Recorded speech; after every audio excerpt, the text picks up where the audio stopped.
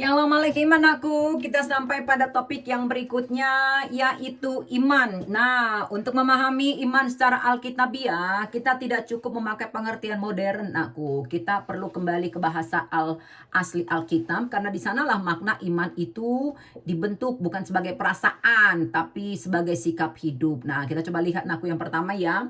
Iman dalam bahasa Ibrani atau Perjanjian Lama, contohnya emunah.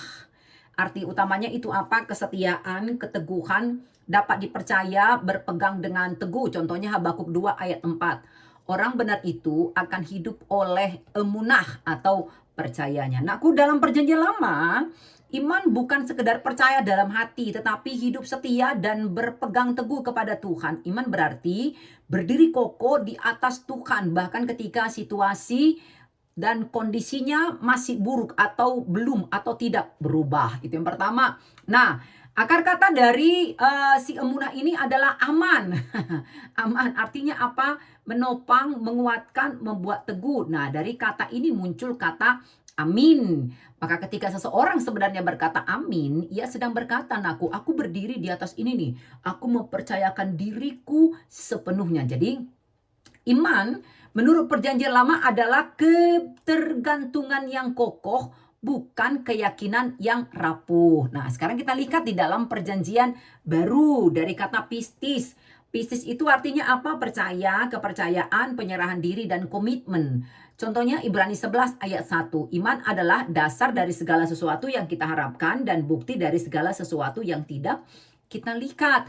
Dalam perjanjian baru, iman itu bukan hanya menerima informasi tentang Tuhan, tetapi mempercayakan diri kepada Tuhan. Pistis nakku selalu mengandung unsur relasi dan penyerahan. Oke, nah sekarang kita melihat dari kata kerja pistis ada kata pisteo, artinya apa? Mempercayai, menyerahkan diri dan bersandar sepenuhnya. Jadi contohnya seperti yang tertulis di Yohanes pasal 3 ayat 16. Hafal dong.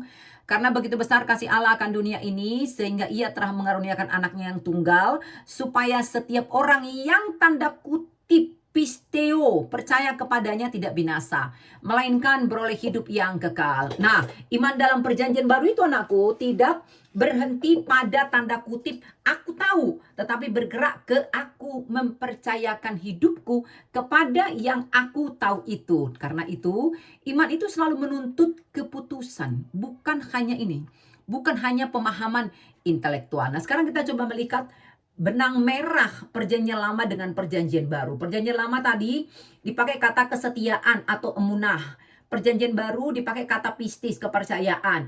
Perjanjian lama tadi berkata soal berpegang teguh, perjanjian baru bicara soal menyerahkan diri. Perjanjian lama bicara tentang bertahan, perjanjian baru bicara tentang melangkah. Kita baca yuk Roma pasal 1 ayat 17.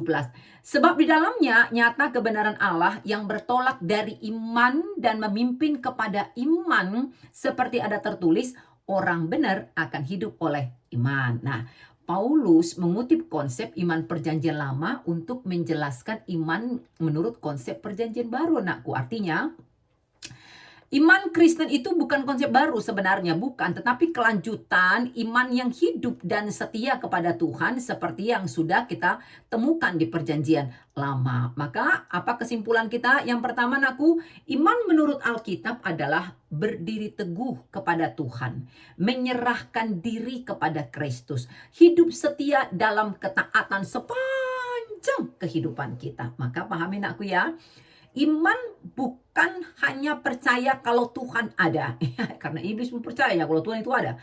Tapi hidup bersandar kepada Tuhan yang setia dan menyerahkan diri kepada Kristus yang hidup. Maka iman Alkitabiah itu bukan perasaan, bukan ntar bawaannya yang terjadi lu akan jadi baper, bukan perasaan sesaat, tetapi kesetiaan yang terus berjalan bersama dengan Tuhan. Oke, ya ingat kalau ada pertanyaan begitu Bunda selesai menjelaskan satu bagian langsung nakku ya.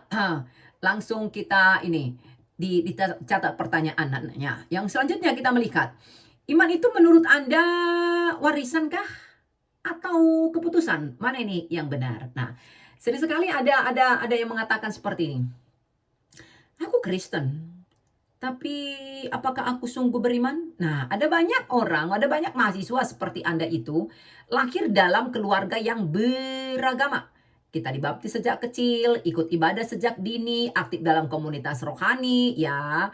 Ada juga yang baptisannya setelah di dewasa, kalau di gerejanya memperlakukan seperti itu. Nah, tapi pertanyaan pentingnya bukan apa agamaku, sebenarnya bukan. Tapi apakah imanku sungguh menjadi milikku. Nah, anakku, iman bukan sesuatu yang otomatis kita miliki hanya karena kita lahir di keluarga tertentu yang tanda kutip beriman A atau beriman B. Ya, bukan seperti itu. Enggak otomatis iman A dan B itu menjadi kita miliki. Nah, Matius 7 ayat 21 mengatakan bukan setiap orang yang berkata atau yang berseru kepadaku Tuhan, Tuhan akan masuk ke dalam kerajaan sorga. Nah, tahukah Anda, jika iman itu tidak diturunkan lewat darah, anakku, tapi dibentuk lewat keputusan.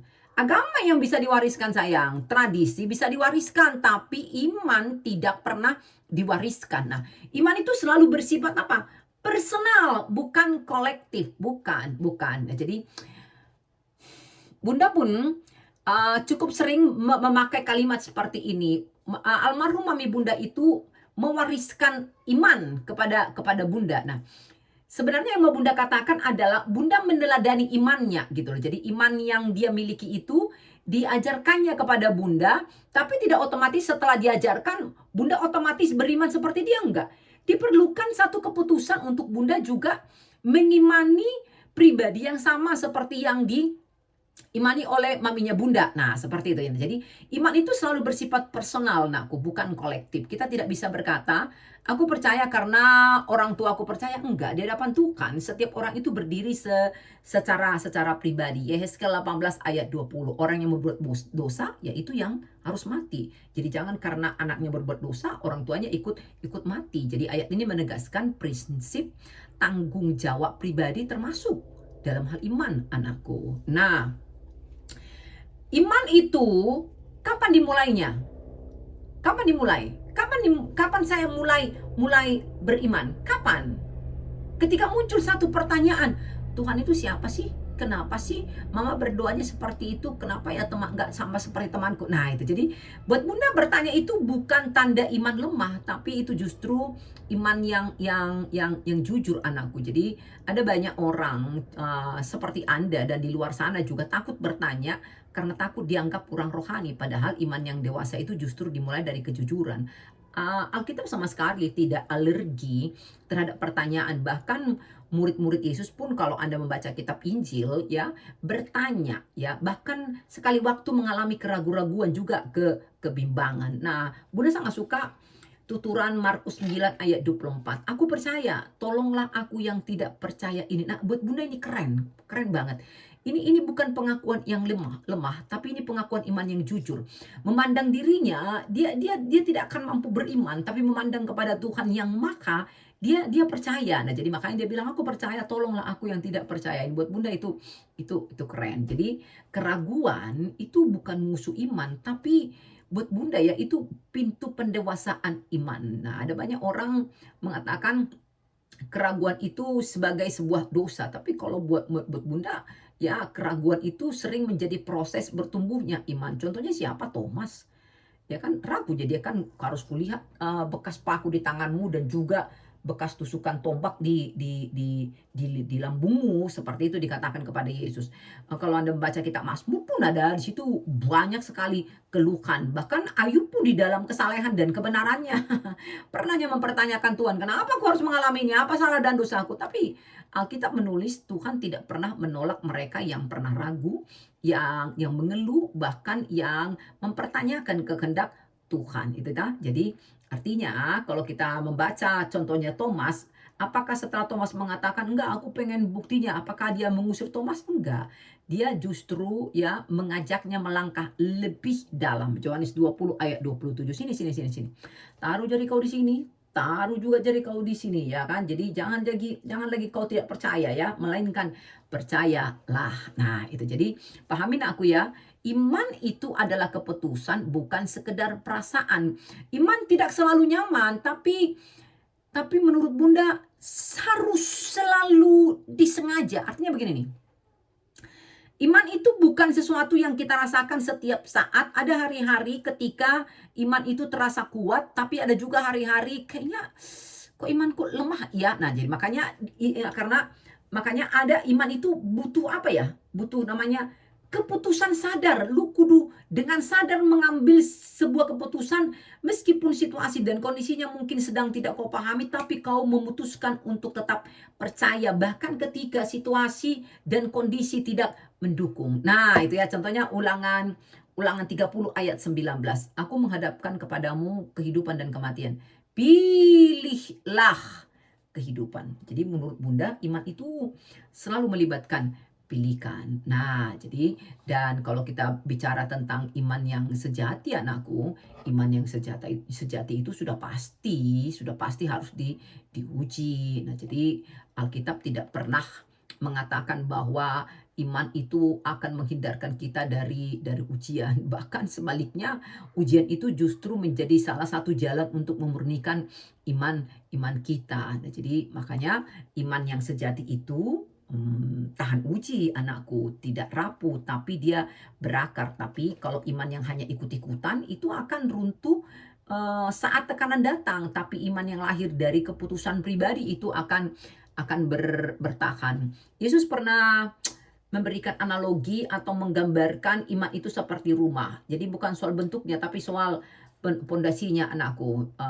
Nanti Anda bisa membaca di Matius 7, 24-25. Orang pandai membuat rumahnya di atas pasir tiada alasnya, di atas batu karang yang teguh. Nah, tapi kalau orang bodoh di atas pasir tiada alasnya, hujan turun, ya apa yang terjadi? Apa yang terjadi? Rumah orang yang bodoh ini hanyut. Rumah orang yang pinter ini karena didirikan di atas batu berdiri kokoh. Nah, jadi iman yang hanya ikut-ikutan itu sudah pasti akan runtuh ketika tekanan datang anakku. Jadi iman itu adalah perjalanan pribadi Bunda, perjalanan pribadimu bersama dengan Tuhan. Makanya tadi Bunda katakan iman itu bukan warisan, bukan ikut orang tua, bukan sekedar tradisi. Iman itu adalah keputusan pribadi untuk percaya meskipun ragu, untuk tetap berjalan meskipun belum mengerti, untuk tetap setia meski harus diuji. Karena ya seperti Bunda katakan tadi, iman yang murni itu, iman yang sejati itu tahan uji. Oke, sudah makin seru ya nak ya. Oke, kita sampai pada bagian yang berikutnya. Oke, iman dan identitas diri ya. Masa kuliah itu sering menjadi saat kita bertanya, who am I? Siapa aku sebenarnya? Nah, jadi ada banyak orang seperti Anda mencari jawaban lewat apa? Lewat nilai, lewat prestasi atau pengakuan sosial. Tetapi iman memberi jawaban yang lebih mendasar. Anakku, identitas kita ada di dalam Tuhan bahkan sebelum dunia ini memberi label. Jadi Yeremia pasal 1 ayat 5. Sebelum aku membentuk engkau di dalam rahim ibumu, aku telah mengenal engkau, dan sebelum engkau lahir, aku telah menguduskan engkau. Nah, jadi iman sejati itu anakku tidak berasal dari apa yang kita capai, tapi dari siapa kita di mata Tuhan. Maka kalau Anda ya mahasiswa sering mengaitkan harga diri itu dengan IPK atau prestasi akademik, ya iman justru mengajarkan apa anakku? Nilai akademik itu memang penting tapi tidak menentukan identitas dan harga diri kita. Kita sudah belajar ini di materi manusia, Mazmur 139 ayat 14.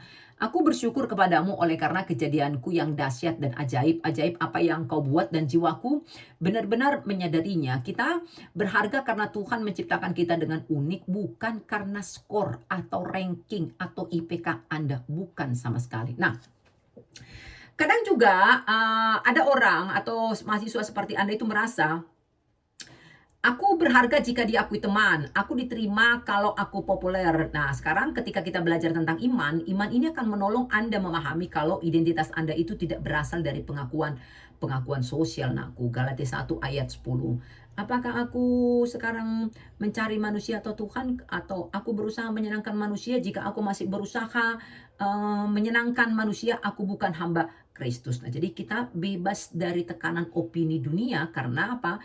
Identitas kita tetap di dalam Kristus. Maka apa yang kita pahami aku, iman itu menjadi dasar dari harga diri kita, nilai diri kita. Iman itu berkata seperti ini nakku. Aku berharga bukan karena performaku, bukan karena penerimaan orang, tapi karena Tuhan menciptakanku dan mengasihiku. Nah, jadi kalau Anda hidup di dalam kebenaran ini, mengimani hal ini, menghidupi hal ini, maka apa? Anda akan merasa tenang meskipun Anda menghadapi kegagalan, perbandingan, atau rasa tidak cukup. Identitas yang kokoh itu memberi kepastian dan keberanian dalam setiap keputusan yang harus Anda ambil. Sudah, maka pahamilah iman itu akan membentuk Anda menjadi pribadi yang utuh. Kenapa? Karena iman membantu Anda melihat diri Anda itu secara utuh, bukan hanya seorang mahasiswa yang pinter, bukan hanya seorang teman yang populer, bukan hanya seseorang yang memiliki pencapaian atau label sosial yang tinggi, bukan, tapi Anda adalah seorang yang diciptakan, dikasihi, dan dipanggil Tuhan untuk tujuan dan kehidupan yang unik. Nah, itu sebabnya iman itu adalah pondasi dari kekuatan kita. Jadi ketika identitas Anda dibangun di atas iman yang memberi, ya di atas iman yang benar kepada pribadi yang benar, ini akan menolong Anda mendapatkan kekuatan ketika Anda menghadapi kegagalan akademik, konflik pertemanan, tekanan sosial, atau keluarga. Ya, sehingga Anda akhirnya hidup di dalam pemahaman aku berharga karena Tuhan, bukan karena apa yang kulakukan atau apa yang orang lain pikirkan tentang aku. Mazmur 16 ayat 5 ke ayat 6. Tuhan adalah bagianku dan takdirku, engkau memelihara bagianku, pengetahuanmu memberi kepuasan. Nah, ringkasnya apa anakku? Iman itu membentuk identitas yang sejati. Ya, sehingga Anda akan menemukan identitas sebelum dunia ini memberi label apapun kepada Anda. Yang kedua, Anda akan tertolong untuk melepaskan harga diri dari nilai akademik atau prestasi. Lalu apalagi yang ketiga, iman itu juga akan menolong Anda bebas dari kebiasaan mengejar pengakuan sosial. Dan yang paling keren adalah iman akan menolong Anda menjadi pribadi yang berharga. Karena apa? Karena Anda melihat nilai Anda itu dari kacamatanya Tuhan. Nah, maka kesimpulan kita apa anakku? Iman itu bukan hanya keyakinan, tetapi dasar identitas kita. Maka sebagai seorang mahasiswa, memahami hal ini akan memberi Anda keberanian, ketenangan, keyakinan kalau Anda itu berharga di mata Tuhan, selalu berharga di mata Tuhan. Wow, kerennya aku ya. Nah, itu pentingnya kita memiliki iman yang benar kepada pribadi yang benar juga. Nah, jadi pertanyaan yang berikutnya yang Bunda terima apalagi naku, bagaimana iman dan hubungannya dengan akal budi? Ya itu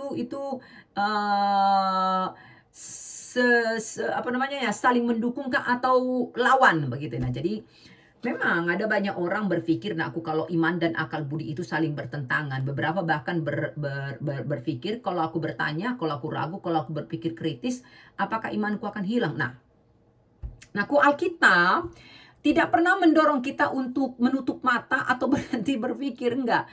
Justru Bunda katakan begini, iman itu punya banyak sisi dan salah satu sisinya adalah kritis. Kita harus kritis. Iman itu mengajak kita untuk berpikir, mengajak kita untuk merenung, mengajar kita untuk mencari kebenaran secara kritis sementara kita tetap percaya. Nah, jadi itu alasan kenapa Paulus mengatakan di Roma 12 ayat 2, janganlah kamu menjadi serupa dengan dunia ini, tetapi berubahlah oleh pembaharuan budimu. Artinya, iman nakku bukan anti logika. Jadi tidak benar kalau ada yang bilang iman itu akan berhenti ketika kita berpikir. Kayak mana ya? Padahal Tuhan kasih kita otak untuk berpikir ya kan. Jadi sebaliknya, iman adalah kepercayaan yang berakar dalam realitas yang mendorong kita untuk bertanya, meneliti, merenungkan firman Tuhan serta pengalaman hidup. Makanya dari awal Anda masuk di kelas agama kan Bunda katakan, ingat anakku, Tidak pakai logika Anda. Itu ya, jadi Amsal 4 ayat 7 mengatakan apa? Mulailah dengan hikmat dan raihlah pengertian, janganlah meninggalkannya. Jadi hikmat dan pengertian itu adalah sarana sarana yang bisa memperdalam iman, bukan melemahkannya. Jadi iman tidak meminta kita untuk close your eyes. Nggak menyuruh kita menutup mata terhadap fakta atau realitas. Nah, aku enggak. Jadi ketika Anda menghadapi banyak pertanyaan etika, sains misalkan, filsafat, ataupun pertanyaan-pertanyaan pribadi, iman mengajarkan kita untuk menghadapi semua pertanyaan itu dengan jujur, bukan lari atau menyangkal. Nah, 1 Tesalonika pasal 5 ayat 21. Ujilah segala sesuatu, peganglah yang baik. Maka apa anakku? Berpikir kritis itu bukan musuh iman. Justru iman yang sekat menyambut pertanyaan dan penilaian kritis. Makanya kan Bunda bilang, ayo. Banyak-banyak bertanya anakku ya kan gitu kan. Jadi ketika Anda bertanya, Bunda bisa melihat dari pertanyaanmu itu di mana kau harus diluruskan. Dari Anda bertanya, Bunda juga tahu ya kan seperti apa pemahaman yang Anda miliki, yang Anda bawa dari rumah, dari gereja Anda ke kelas Bunda. Nah, jadi iman bukan juga berarti menerima sesuatu secara pasif, bukan. Iman itu adalah percaya sambil terus mencari kebenaran. Ini berarti harusnya sebagai orang beriman itu kita tidak takut bertanya tentang Tuhan atau kitab suci. Nah, yang kedua, kita juga tidak menyerah saat ada kebingungan. Terus meneliti, membaca dan merenungkan firman Tuhan. Nah, Bunda sering mengatakan seperti ini. Bunda mengimani Tuhan Yesus. Dan Bunda baca Alkitab, dan sampai sekarang 27 tahun menjadi pendeta, adakah yang masih Bunda tidak pahami di Alkitab? Kan Bunda katakan masih ada, Naku. Tapi buat Bunda, membaca Alkitab, mempelajari Alkitab ini seperti makan ikan favorit Bunda, ikan mas arsik. Ikan mas itu banyak sekali durinya, Naku. Udah banyak, bercabang-cabang, halus lagi. Tapi karena Bunda menyukai ikan mas, jadi kalau Bunda memakannya ketemu duri ya tinggal Bunda sisihkan aja di piring-piring berjajar-jajar sampai keliling piring Bunda ini. Ikan masnya Bunda gaskan sampai selesai. Artinya Bunda tidak mau berhenti hanya karena 1, 2, 3 durinya. Enggak. Karena kenapa? Bunda pahami iman itu seperti itu, tidak menerima secara pasif tetapi bergerak untuk bisa lebih memahami lagi, lebih mengerti lagi dengan tetap tiba pada titik logika Bunda memang tidak akan pernah mampu memahami dengan sempurna ya Tuhan juga kebenaran firman-Nya. Itu dia. Jadi iman yang matang itu, Nakku, iman yang matang itu selalu melibatkan proses pencarian aktif, bukan sekedar kepatuhan.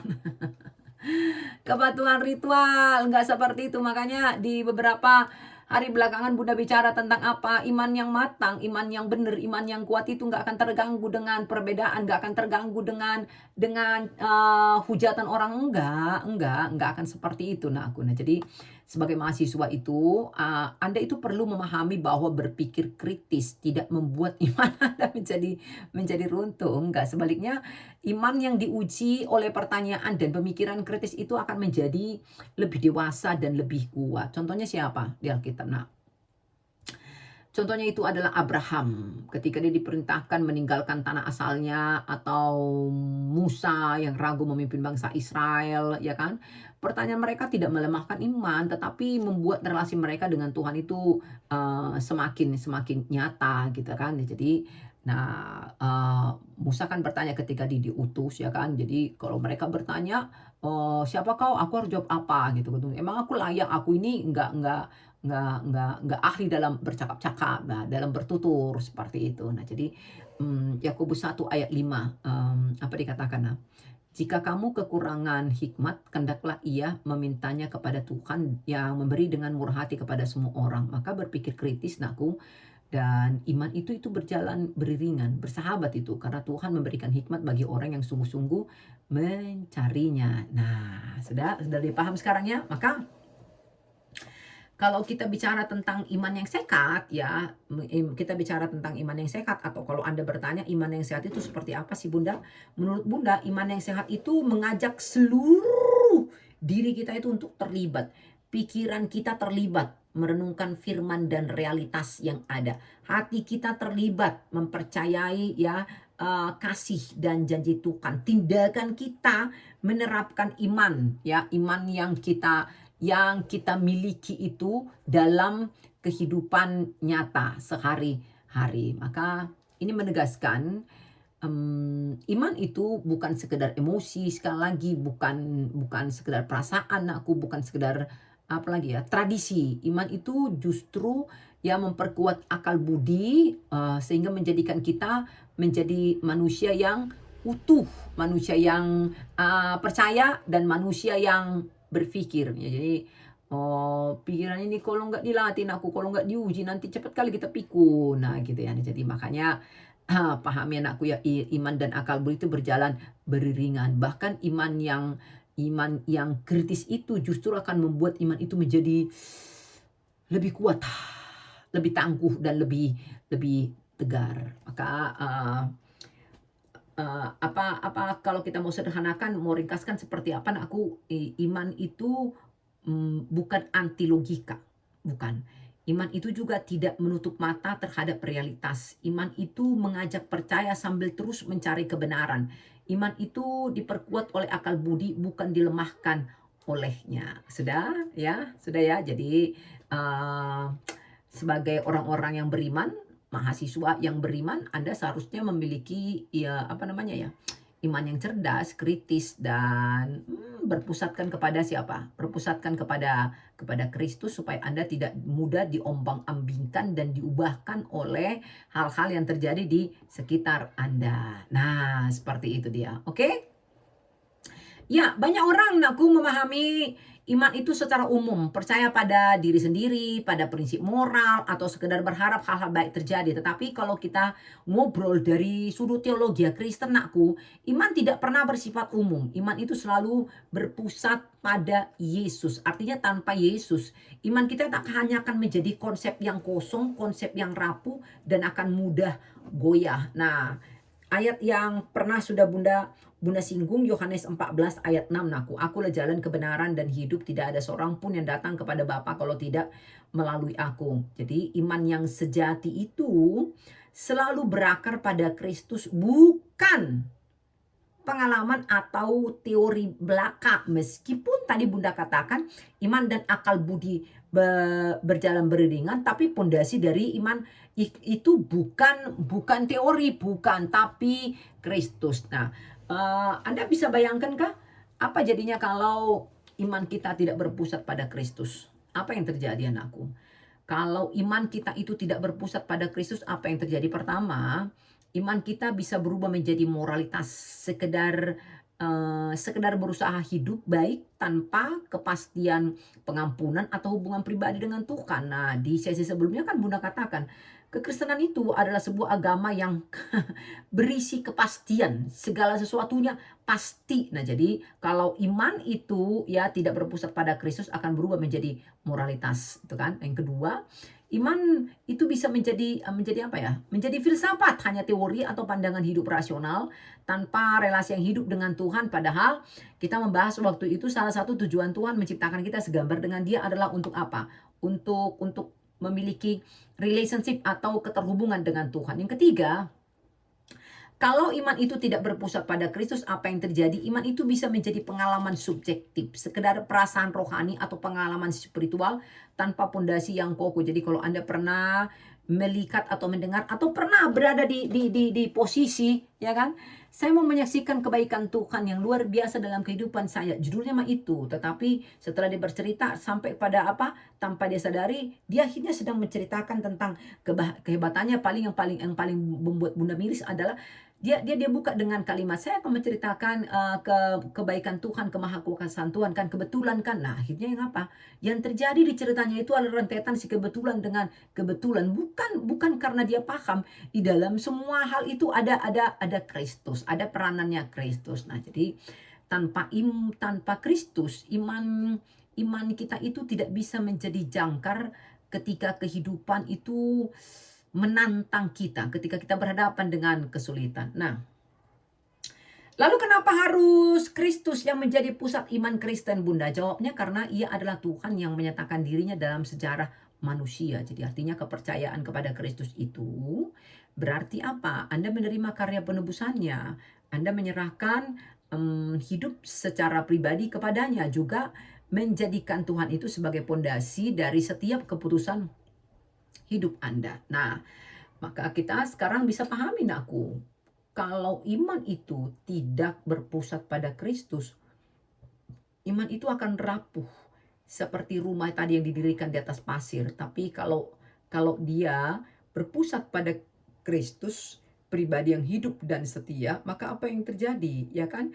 Kita akan tetap survive, berdiri teguh, bahkan meskipun iman kita itu diuji dan berbenturan dengan kegagalan atau berbenturan dengan sesuatu yang tidak pasti, kita akan tetap ya berdiri dengan teguh. Kolose pasal 2, 6 ke ayat 7. Sebab itu sama seperti kamu telah menerima Kristus Yesus Tuhan, berjalanlah di dalam Dia, berakar dan dibangun di dalam Dia, dan bertambah teguh dalam iman seperti yang diajarkan kepadamu. Nah, jadi iman Kristen nakku bukan sekedar percaya Kristus ada, bukan sekedar itu, Tuhan ada, itu baru awal. Iman yang sejati itu berarti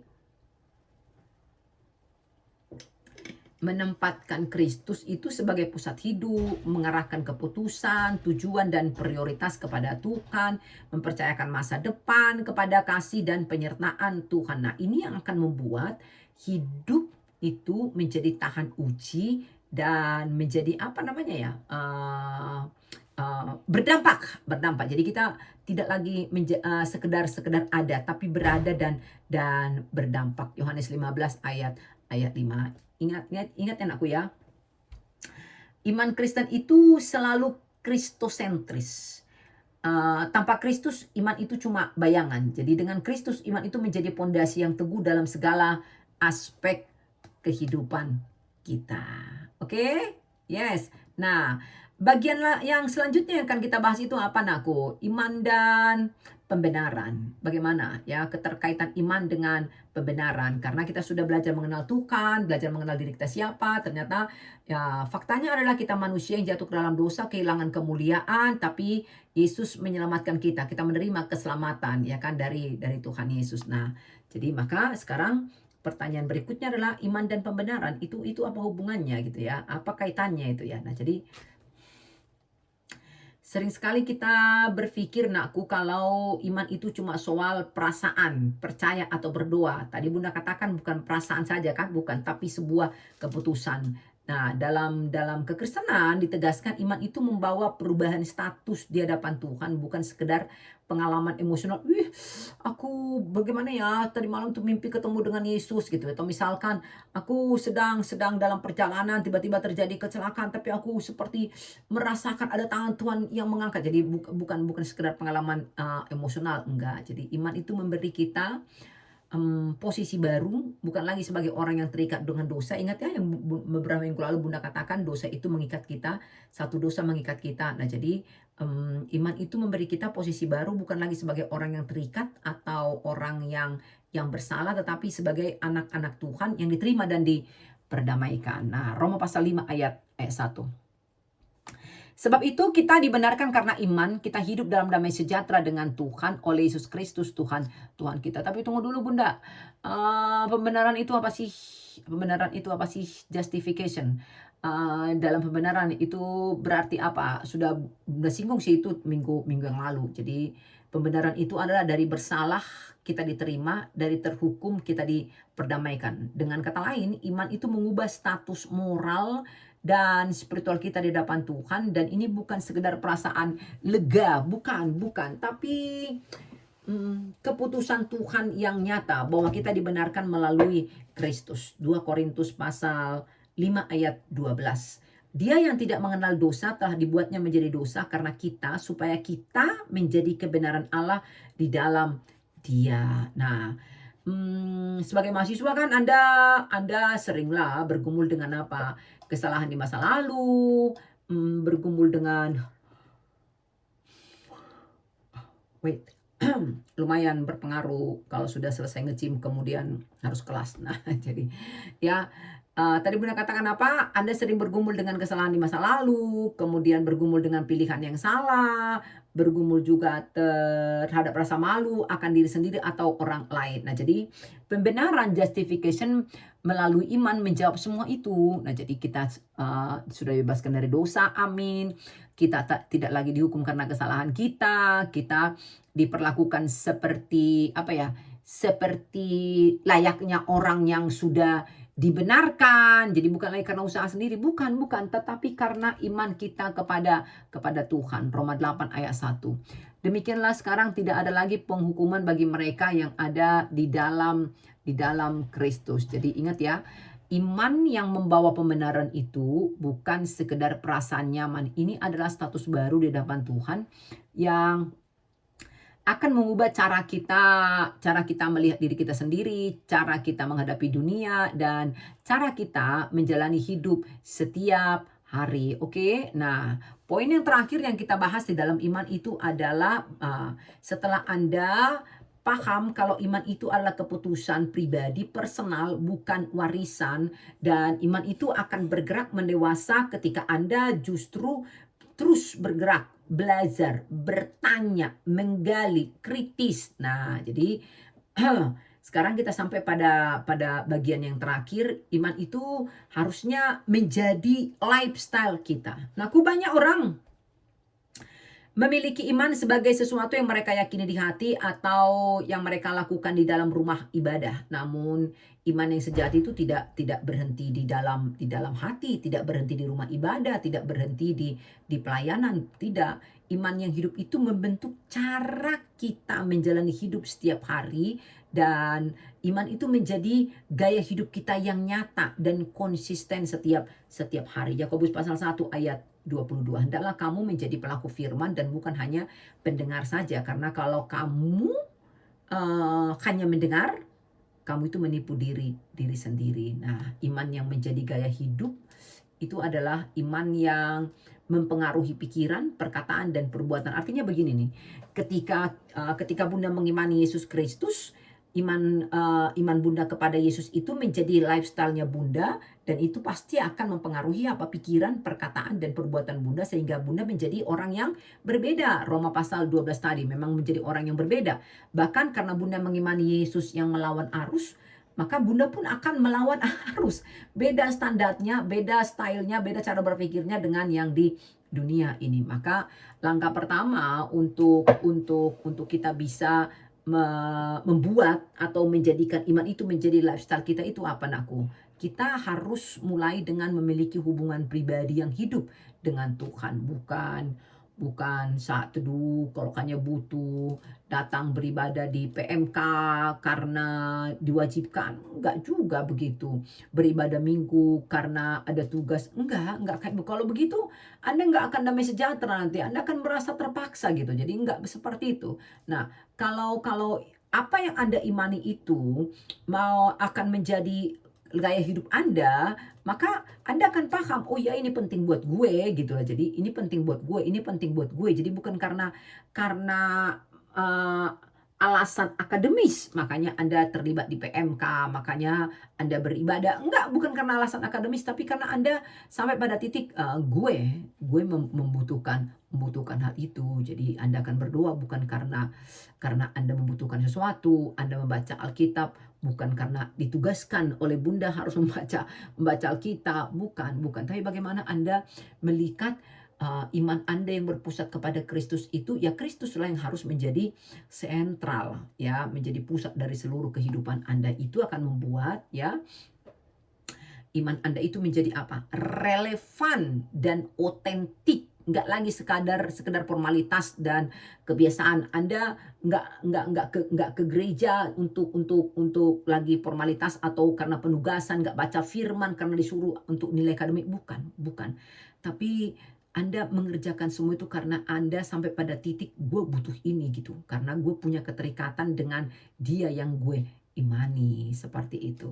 Nah, ya kan? Nah, maka ketika Anda memahami hal itu, Anda akan sampai pada titik menjadikan iman itu lifestyle Anda secara konsisten. di semua aspek kehidupan Anda, di kampus iya, di rumah iya, di kosan iya, di komunitas iya. Nah itu jadi, dan itu akan menolong Anda untuk bisa bijak dalam menghadapi setiap tantangan yang ada. Bahkan itu akan menolong Anda untuk bagaimana menjadi orang-orang yang punya integritas. Ada atau tidak yang melihat Anda, misalkan Anda tetap aja berbuat baik atau berbuat yang benar. Nah, ketika Anda tadi sudah sampai di titik iman itu menjadi sesuatu yang konsisten dalam kehidupan Anda, sudah pastilah ya sesuatu yang konsisten ini akan membentuk karakter Anda, ya. Karakter Anda berbeda dari orang-orang yang ada di sekitar Anda. Nah, akhirnya anakku, Bunda akhiri sebelum kita diskusi ya.